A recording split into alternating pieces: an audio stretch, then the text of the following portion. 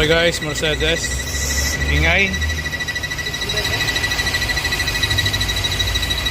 So kapag ganito guys, so check muna natin dito. Kapag nawala ang tunog, ibig sabihin PCB valve. So yan. Ito guys, nawala ang tunog. Yan. So pag ganito guys, PCB valve ang sira. Kaya ganito guys, kapag ganito problema guys,